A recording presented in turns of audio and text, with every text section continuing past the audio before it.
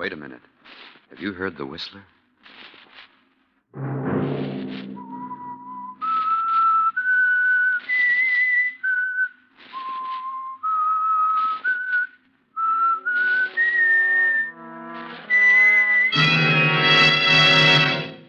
I'm the whistler. If you could look upon Charlie as I do, you'd realize he's inanimate, dead, with no power to harm. That was old Peter Medford, the jungle explorer, now confined to a wheelchair with paralysis. I would suggest that you leave this place at once, Miss Medford. At once. That was Clay Alden, Peter Medford's secretary. And this is Marie, Peter Medford's young niece. No. It's no dream. It's here. Here in my room.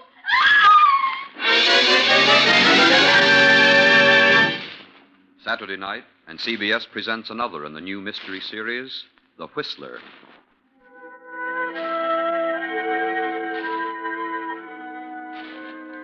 And I, the whistler, know many things, for I walk by night. I know many strange tales, many secrets hidden in the hearts of men and women who've stepped into the shadows.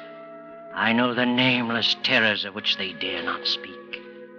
And so I tell you tonight the strange mystery of the Shrunken Head.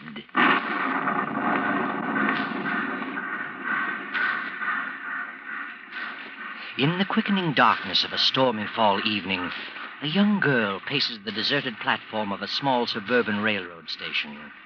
From her anxious attitude, we know that she's waiting for someone. But just be patient, Miss Medford. There is someone coming to meet you.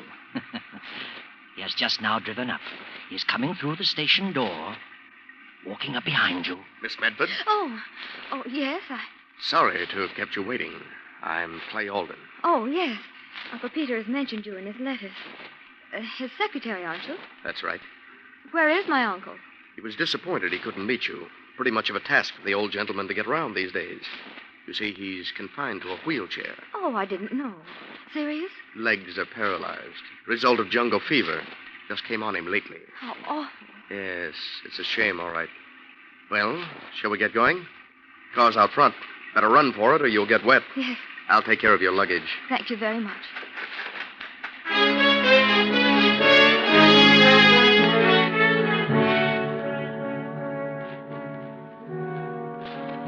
Rather a disappointing reception, Marie Medford, wouldn't you think? You have come over 2,000 miles all by yourself just to see the only living relative you have in the world. And then you are met by a stranger. The car turns up the tree-lined driveway. This, Marie, is what is known in this countryside as Medford Manor. Yes, Medford Manor. It's all that the name implies, a gloomy pile of a structure, even made gloomier by the blackness of the night and the driving rain. Oh, someone has heard the car approach. The door is open.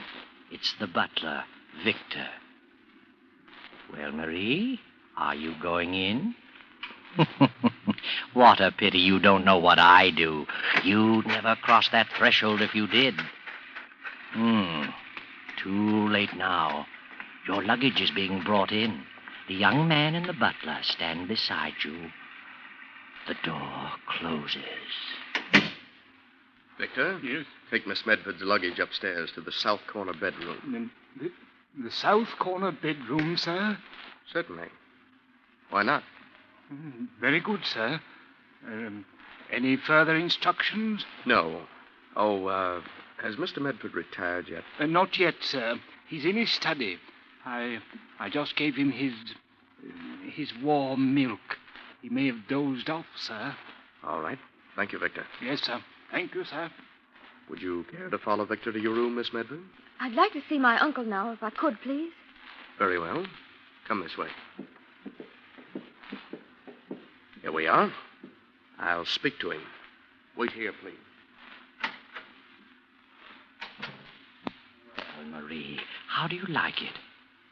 You get a feeling of something not as it should be? Strange fellow, this Clay. And the butler, too. Look about you. What a depressing house. Huge and cold and unfriendly. Oh, not at all as you'd imagined it. Is it, Marie? Your uncle will see you now. Thank you. Marie, my dear child, come in, come in, come in. Uncle.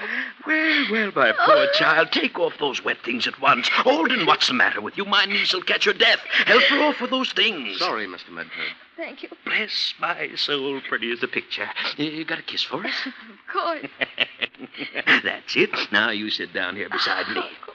I'm sorry I couldn't meet you, my dear, but I'm afraid the ravages of old age and malaria have finally caught up with me. My one comfort is this wheelchair. Getting onto it, though, you should see me wheeling all over the house. The only thing that baffles me is the stairs. My life is now confined to the first floor only. Oh, pretty bad trip, wasn't it? Seemed endless. Well, you're here now, thank goodness. This is your home. You're free to come and go and do whatever you please. Thank you, Uncle Peter. Don't suppose any of this is what you imagined. I know that I'm different from what I'd hoped you'd find. Tell me, Uncle Peter, do you think you'd have recognized me if you hadn't known I was coming? Recognize you? Why, of course. You have the family of Medford written all over you. Oh. No mistaking you, my dear. Well, Alden, what are you standing there for? What are you staring at? Oh, waiting to see if you need anything for this. No, that's all. I'll ring for you if I need you. Yes, sir. Oh, I forgot to thank him. For what? He gets paid for whatever he does? Forgive me for saying this, but somehow I don't like that young man. Was he rude to you? Oh, no, not actually. But he seems to resent my being here. And the butler, he seems resentful, too. I feel as though I don't belong. Oh, they're harmless enough. But getting back to you, I was so sorry I was in South America at the time it happened. Must have been pretty ghastly for you, my child. Like a nightmare, Uncle Peter. I'm not myself yet. I should think not. An only child losing both parents so suddenly and so horribly. Maybe it was a good thing it was sudden. It had to happen at all. One spectator at the crash said that they never knew what happened. Oh, no, you mustn't talk about it. All that's behind you. A new life from now on, God. And that's the way I want to look at it, Uncle Peter. And I'd like to get something to do. What? Oh, now. Oh, yes, really, I would. I want to be active if I can. I'm quite capable. I'd really like to get a job, Uncle Peter. Well, bless my soul. Secretarial work or anything. Well, that might not be a bad idea. Keep you from brooding. We'll see what we can do. And now I have a little surprise for you. You haven't seen my collection. No, I haven't. Mother and Father often talked about it. Well, if you'll just open that door over there, I'll show some of it to you. Oh, this one? That's right. You'll find a light switch just inside. Why, it's a regular museum. All these glass cases. Over here, my dear. Now, look at these. Well, what do you think of them? Well, they're horrible, Uncle Peter. They look like tiny human heads. Well, that's exactly what they are. Life-size at one time, but isn't it remarkable the way they shrink them down? Look at this one. See his little features? Perfect in every detail. He's my favorite. Interesting history about him. He was once a white man. Oh. Forced down in the South American jungle when his plane cracked up. The headhunters got hold of him, and there he is. His name is Charlie. I'd like to see him closer. I can unlock the case. No, please. Do you mind if I don't look anymore? Oh, dear. I keep forgetting people are sometimes shocked by these things. I see them only through a collector's eyes. Oh, well, you'll have lots of time to look over my jungle paraphernalia. Meanwhile, perhaps you'd better get some rest. Would you like Victor to get you something to eat? No, thank you, Uncle Peter. But I am rather tired. I think I'll say goodnight to you. Know your way about, do you? Yes, I'll find my room. Good night, Uncle Peter. Good night, my sweet child. I'll see you in the morning.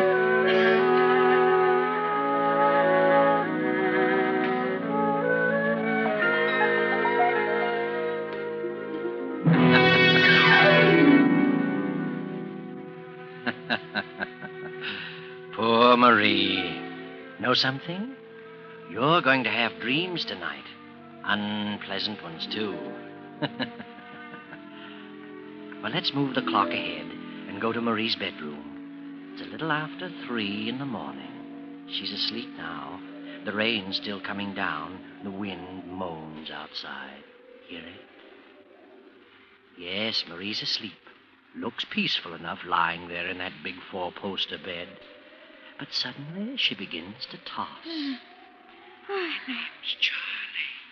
My name's Charlie. My name's Charlie. My name's Charlie. No. Uncle Peter! Oh, how foolish. Only a dream. But it seems so real. I'm sure I heard it whisper. My name's Charlie. Only the wind. Oh, I wish I hadn't seen that dreadful thing. Miss Medford, are you all right? Who's there? Clay Olden. Oh, yes, Mr. Alden. I just had a bad dream, that's all. I'm quite all right, thank you. Well, if you need anything, just ring. Yes, I will. Sorry I disturbed you. Not at all. Oh, I must get some sleep. Stop dreaming.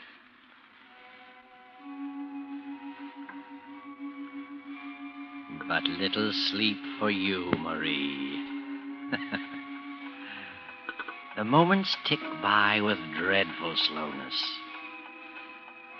Fearing to close her eyes, she lies staring at the roof of her bed, lying in agony for the moment when that hideous little head will again come floating in through space.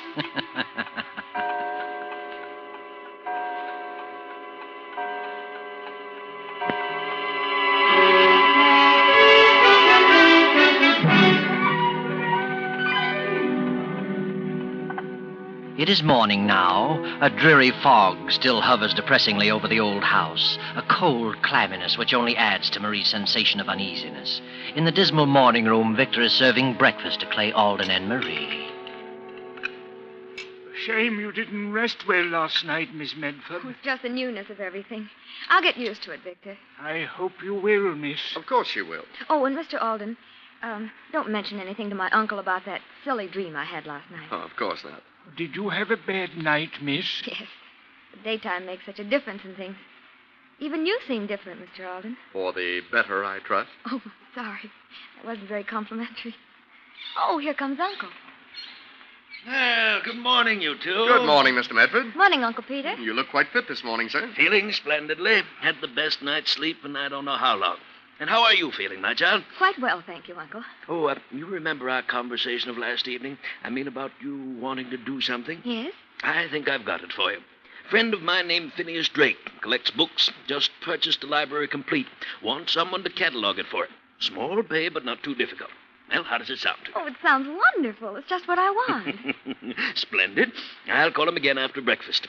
Can you imagine such an ambitious young girl, Alden? Wants to work, and she's only worth a cool $1 million. Oh, not yet, I'm not, Uncle Peter. Well, whenever you become of age, or whatever it said in your father's will. I thought you knew what it said. I won't inherit my cool $1 million until I'm married. What was that, Miss Medford? You see? Right away you put notions into his head. She said she won't come into her inheritance until she marries. Why her father made that strange provision, I shall never know. But, Marie, you stay your distance from this young man. Oh, Uncle Peter, you're making him embarrassed. Can't an old man have his little joke? Anyway, with all the eligible young men you'll meet, poor Alden won't stand a chance. Oh, Peter, please. Oh, all right. Victor, where are my eggs? Right here, sir. Oh, yes, soft-boiled eggs. That's your diet. Tell me, my dear, did you find your room comfortable? Oh, yes, it's a lovely room. It's almost like a castle. Oh, I miss my old room, the one next to yours. I haven't been up there in over a month. One day soon I'll have Victor and Alden carry me up those stairs just to see if the place looks the same. Victor, serve my niece some more coffee. Yes, of course, sir.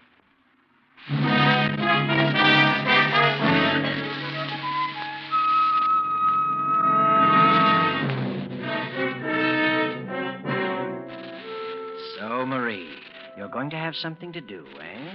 Well, you're an intelligent girl. Should do well at your new assignment. It's harder work than you thought, though. Hours of scanning small print and copying down the individual histories of countless books.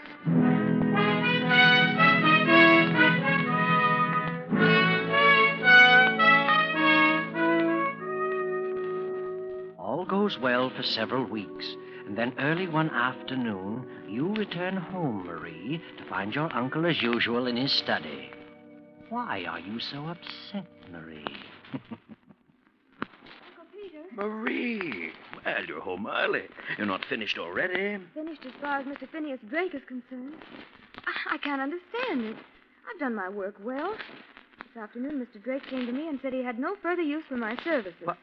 Didn't explain why, just looked at me queerly and said he preferred someone else to finish the job. Well, that's strange.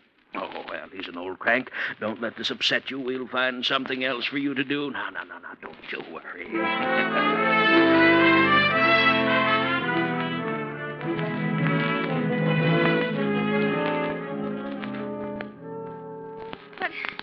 But what's wrong with my work, Mr. Pallando? Surely it's been satisfactory. Well, you see, because of the peculiar nature of my profession, I must have someone more experienced. I'm sorry, Miss Medford.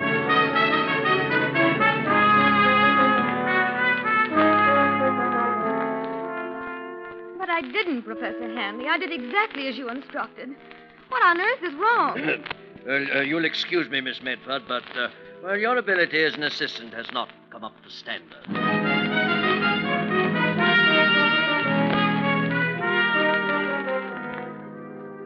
Please listen, Dr. Humphrey. I've studied botany, and I've checked this manuscript most carefully. There's not a single mistake. Very sorry, Miss Medford, but they're not all acceptable. Have to get someone else.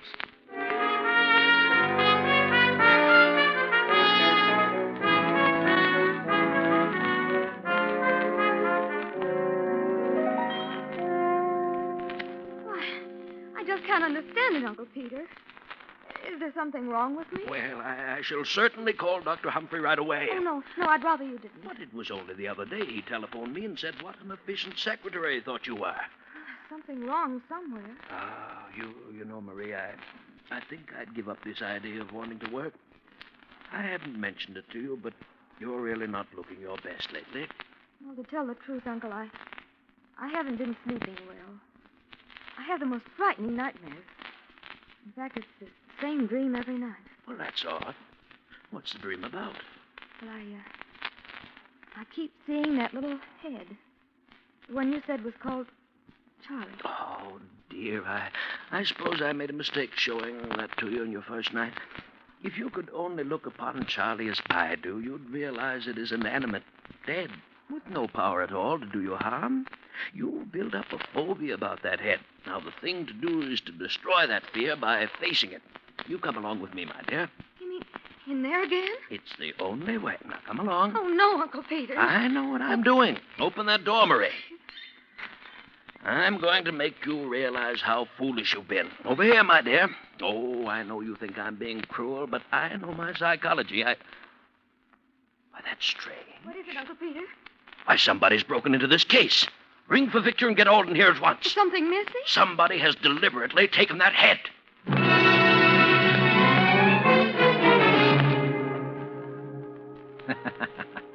So Charlie is missing, eh? Wonder who could have broken the lock and lifted the little head from its black velvet pad. I wonder. But now, several nights have passed, and still the head called Charlie has not reappeared. Marie has just taken a sedative her Uncle Peter gave her and is now lying on her bed, tossing fretfully, praying for sleep. Sleep, Marie. Tonight? Oh, dear heaven. No dreams tonight. Let me get some sleep. My name's Charlie. No. My name's Charlie. No. My name's Charlie. No. Yes, Marie. Open your eyes and look at me. No. You're No. holding me in your hands, Marie. Uncle Peter! Uncle Peter! Uncle Peter! What's wrong, Miss Medford? Where's my uncle? He's downstairs asleep. Well, you're frightened out of your wits. Another of those dreams? It was no dream this time. The head. It's there in my room. What? It told me to open my eyes and look at it. And there it was in my hand. I was so frightened I threw it to the floor. Oh, I know dreams can seem terribly Oh, real, this but... was no dream, I tell you. It's there now in my room. When I threw it on the floor, it rolled to the foot of my bed. Oh, don't look at me as though I'm insane. Come look for yourself if you don't believe me. Just as you say. It's right here. I'll turn on this lamp here. Now, why, it's gone. It was here. It was. I saw it as plainly as I can see you. Oh, I know you think I'm crazy. But I saw it. I saw it. I tell you, I saw Miss it. Medford, please. What's wrong, Miss Medford? I thought I heard you scream. Marie! It's your uncle. Are you all right? I'm coming down, Uncle Peter. I must talk to you. Now, you must get hold of yourself, my dear. Oh, you won't think I'm crazy. But I really did see it. I touched it. And it was nestled like an orange in my hand. I woke up and threw it on the floor. And when Mr. Alden and I came back to the room, it was gone. Oh, you don't believe I actually saw it. Do you? Now, compose yourself, child. I want to ask you some questions. First of all, in this dream, do you hear a voice of any kind? Yes. A voice that whispers, "My name's Charlie," over and over. But tonight it said something different. Now, you needn't go on, my dear. I had hoped and prayed with all my heart that this wouldn't happen to you. But I'm afraid it has. What are you trying to tell me, Uncle Pete? You've heard me go on about the fine old Medford stock. Well, it so happens our branch isn't so fine. There's been something wrong with us. You mean insanity? Oh, but if there is insanity in the family, why haven't I heard of it before? Because, my dear, it's the Medford secret. Oh, Peter, I'm frightened. Whatever you do, Marie, you must not let go of yourself. But it's not easy being told you're mad. Uncle Peter, if I am afflicted, then all those people must have known. That's why they discharged me. But how did they know? What did I do that would give evidence? Perhaps you do things you're not aware of. Maybe I do. Seems the only logical answer. Oh, Uncle Pete, what's to become of me? Now, we'll work this out together, my dear child. No one will ever know. You can depend upon me. I won't leave you.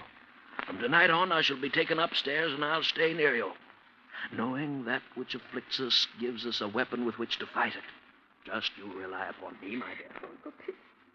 Oh, Uncle Pete.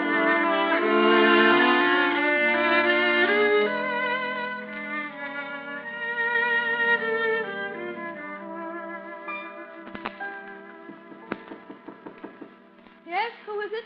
Lay Alden. I must see you for a moment. Very well. Better not close it. I'll have to talk quietly. Something wrong? Terribly wrong. The old gentleman's asleep in the next room.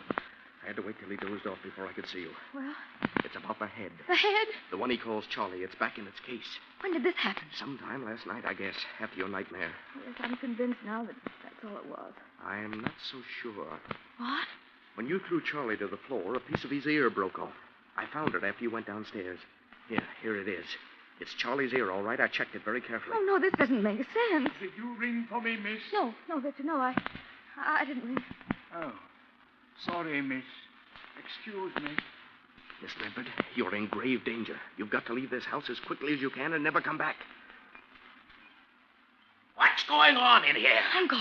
What was that I heard you telling my niece Clay? I said she should leave this house and never come back. All the impudence. Alden, explain yourself. I'll be glad to, sir. I think Miss Medford is in danger of losing her sanity as well as her life. What is all this poppycock? Are you trying to frighten my niece? Lord knows she's been through enough She's been through too much. If she weren't made of pretty stout stuff, she'd have been a gibbering idiot by this time. Alden, you're packing your things and leaving at once. Leaving? I'm afraid you're wrong, sir. I'm not leaving. Not yet. Maybe you're leaving. Now, Mr. Alden, what's the meaning of this? I'm sorry to break it to you this way, but I'm definitely convinced your uncle is a diabolical fiend. I can take so much and no more. Look here, Alden. If you know what's good for you, you'll leave here at once. At once, do you hear? You're pretty anxious to get rid of me, but it's too late. Miss Medford, you remember your father's will. You'd come into your money only if you married. Well, if you didn't marry, Uncle Peter would get the money. And if he could prove you were insane, you'd never be able to marry. You see how it all works out? Well, how dare you, Mr. Listen Alden? to that maniac. Listen to me, Miss Medford. Your uncle, your loving uncle, was the one who telephoned your employers and told them you were crazy. Phineas Drake and all the others told me so today. I don't believe it. Lies, lies! Why, your uncle even told me you were crazy. I know what's happened. He himself smashed the lock and took the head from its case and planted it last night in your room. If you'll stand on a chair and look above your bed as I did this afternoon, you'll see a small radio loudspeaker. It's hooked up to a microphone in the back stairs hallway. The voice you heard was your Uncle Peter. I don't believe you. Last night, after you came out in the hallway, your Uncle Peter grabbed up the head, stepped out onto that balcony, and climbed down the vines to his study. Why, he's as mad as a March hare. How could I possibly be a party to such a monstrous plot? Why, I can't even walk. Look at this ear, a piece of Charlie's ear. I found it in Marie's room. That proves she wasn't dreaming, and it fits perfectly. I've tried it. Why, you... Give me that ear. Give it to me! Uncle Peter, you're walking. Give it to me! Look at him, Marie, standing unaided. Does that prove anything to you? Uncle Peter. Oh, and it's true. All right, it's true. I can walk. But you are insane, Marie. Insane. You'll never marry anyone, Marie. I'll see to that. Victor, grab him. Don't move, Mr. Medford. Easy now. Don't believe what Alden says. You're crazy, Marie. There's no escaping it. You'll have those dreams, and Charlie will visit you every night. You'll hear him saying, "My name's Charlie. My name's Charlie. My name's Charlie." Hold him, Victor. Got him, sir. I think you're the one who's crazy, Medford. Maybe that could be proved. Take your hands off me. Take it easy now, Mr. Medford. Take it easy. There's nothing wrong with me. You know it. Is the car ready, Victor? Yes, it's ready. Come in, gentlemen. These are the officers. Then you'd better take him away. Yes, sir. Please come quietly, Mr. Medford. I'm not crazy. I'm not. Hello. You're lying on me. Lying. Lying. Do you hear? You're lying. I'm terribly sorry about this, Marie. Terribly sorry. But it's all for the best. How can it be for the best? But think what this means. He's my father's brother, and if he's insane, then it means that I might be too. Remsen the Pamela. No, don't worry, Marie. Don't worry. You're safe. You're perfectly normal, I know. No? Yes. You see, he wasn't your real uncle. He was your father's foster brother. I found proof. So you see, you've nothing in the world to fear. How do you know that? Someday, Marie, I'll tell you all about it. Tomorrow, maybe. Why don't you tell her now, Clay? Tell her why you were working as Peter Medford's secretary. Because your father was Peter's partner, his partner. That your father was ruined in business by Peter and killed himself in disgrace. That you suspected him of having cheated your father. That you came to find the evidence and discovered in time Peter's diabolical plan to prevent Marie from ever marrying. Better tell her, Clay. I would.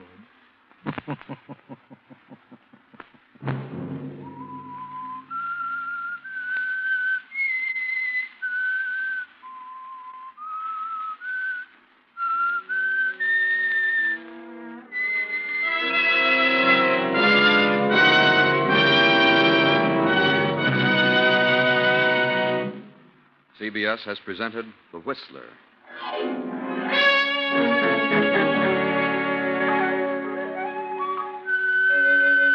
Original music for this production was composed and conducted by Wilbur Hatch. Tonight's Whistler story was written by Joseph Kearns, directed by J. Donald Wilson, and originated from Columbia Square in Hollywood. Next week, same time. I, the Whistler, will return to tell you the strange story of the cursed. Good night. This is the Columbia Broadcasting System.